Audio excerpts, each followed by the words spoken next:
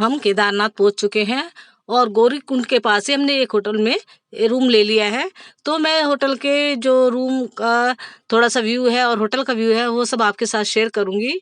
तो इसे शेयर करने का पर्पज़ यही है, अगर आप केदारनाथ आने की सोच रहे हैं तो आप कब आए, कौन से सीजन में आए और क्या क्या आपको दिक्कतें हो सकती है मानसून में, ये सब शेयरिंग मैं आपके साथ करूंगी। तो प्लीज़ वीडियो का एंड तक जरूर देखिएगा और मेरे जो ये व्लॉग पसंद आए तो मेरे चैनल को सब्सक्राइब कीजिए, लाइक कमेंट और शेयर भी कीजिए।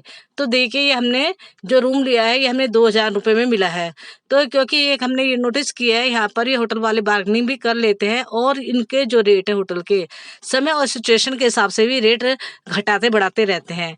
और क्योंकि हमने ये नोटिस किया है कि हमारे बराबर वाला रूम हमारे बाद में इन्होंने 3500 में दिया, सेम बिल्कुल ऐसा ही। तो ये एक तो ये है। और मैं तो ये कहूँगी अगर आपको आना है तो आप एक तो मानसून का जो सीज़न होता है, जून का लास्ट और जुलाई का जो ये सीज़न होता है उसमें आना अवॉइड ही करें। देखिए वैसे रूम तो ठीक-ठाक है, सारी फैसिलिटीज़ है, अटैच्ड लैट्रिन बाथरूम भी है। लेकिन यही है कि अगर आप मानसून में आएँगे तो ये है कि एक तो यहाँ लैंडस्लाइडिंग बहुत ज़्यादा होती रहती है, कब बारिश हो जाए पता नहीं चलता। चलो बारिश का भी कुछ नहीं है, हो जाए कोई नहीं, लेकिन उसके कारण क्या होता है लैंडस्लाइडिंग होती रहती है।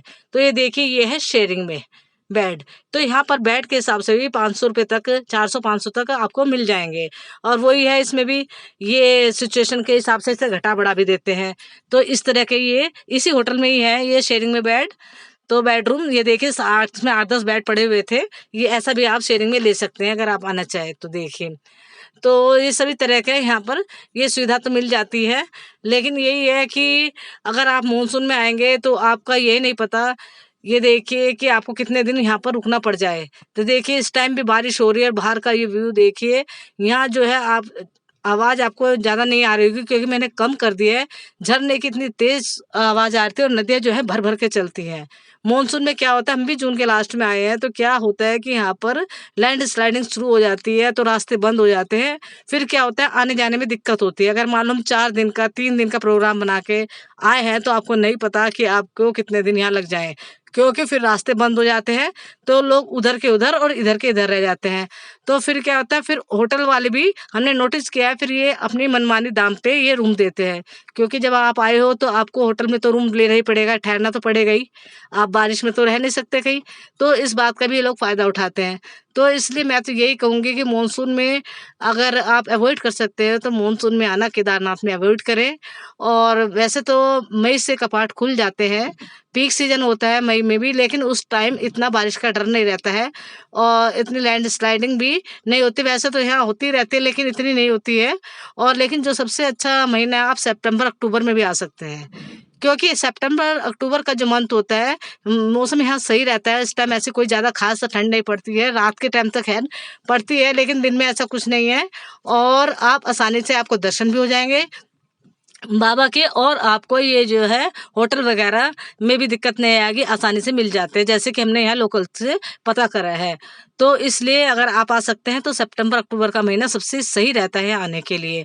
और नहीं तो फिर आप 15 जून से पहले-पहले आएँ, तो जब आपका सही रहेगा। और नहीं तो अगर आप यही जैसे मैंने बताया अगर मानसून में आ गए तो आपका पता नहीं कि आप ये आपके आगे देखिए टाइम की बात है, किस्मत की बात है कि होने को तो लैंडस्लाइडिंग बिल्कुल ना हो, वैसे होती रहती है। हमने तो देखा जब हम आए हमारे सामने ही कितनी बार हो गई।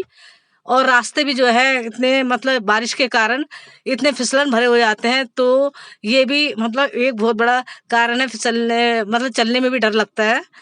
तो इसलिए मानसून में अगर अवॉइड करें तो ज़्यादा ही सही रहता है।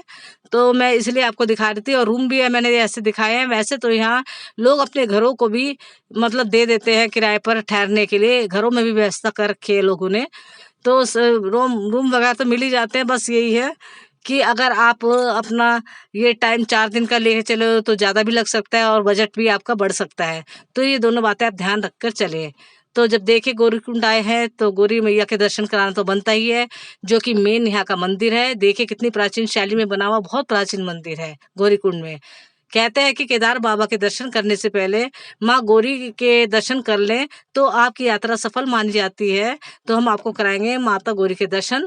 ये देखिए वैसे तो यहाँ फोटो खींचना अलाउड नहीं है, फिर भी हमने आपके लिए माता गौरी की लिए आपको दर्शन करा दिए हैं, तो आप दर्शन कर सकते हैं। अति प्राचीन मंदिर है, काफ़ी मान्यता है। कहते हैं भगवान गणेश जी का यहाँ पर जन्म हुआ था, जैसे कि हमें यहाँ पुजारी जी से पता चला है। तो ये देखिए काफ़ी प्राचीन मंदिर है और धार्मिक महत्व इसका बहुत ज़्यादा है। तो ये देखिए, वैसे भी देखिए जहाँ भगवान गणपति का जन्म हुआ हो तो धार्मिक महत्व तो अपना आप ही बढ़ जाता है। और ये नहीं कहा जा सकता कि ये कितना अधिक प्राचीन है। और यहाँ पर ये देखिए भगवान जी के दर्शन आप कर लीजिए। अभी ये मंदिर का जो है गेट है ये बंद था, क्योंकि ये देखिए अभी बंद था, लेकिन फिर भी जितना हमारे से संभव हो सका हमने आपको दर्शन करवा दिए हैं। और बाहर से भी देख लीजिए, ये गौरी मंदिर का प्रवेश द्वार, इसकी शैली से पता चलता है ये काफी प्राचीन मंदिर है। ये देखिए ये, और ये देखिए ये सबसे महत्वपूर्ण जगह ये भी है यहाँ पर। ये देखिए गौरीकुंड में ही ये इतनी प्राचीन शिला है। तो यहाँ पुजारी जी बता रहे थे ये इतनी प्राचीन शिला है, इस शिला पर बैठकर ही कभी माँ गौरी ने यहाँ पर बैठकर तपस्या की थी। तो देखिए कितनी प्राचीन शिला है, इसका कितना धार्मिक महत्व है, समझ लीजिए। साक्षात ये जहाँ पर माता पार्वती ने जिस शिला पर बैठकर भगवान शिव के लिए तपस्या की हो, तो उसका कितना धार्मिक महत्व है। ये देखिए, अगर हम आपको पास से दिखाए तो इसमें ऐसे लग रहा था जैसे, ये देखिए आप भी देख पा रहे हो, जैसे सांप सांप से की आकृति इस शिला के अंदर जगह जगह थी। और पुजारी जी ने ये भी बताया कि इसको नहीं कहा जा सकता ये कितना प्राचीन है। तो धार्मिक दृष्टि से इसका बहुत ही ज्यादा महत्व है।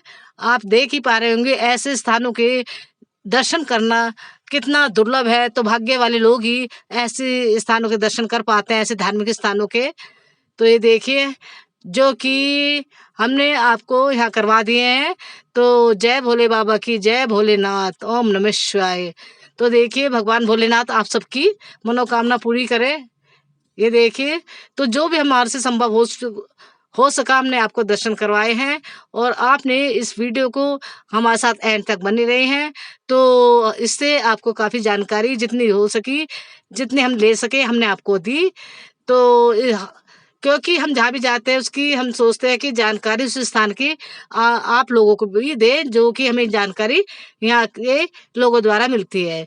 तो वीडियो को एंड तक देखने के लिए आपका बहुत बहुत धन्यवाद।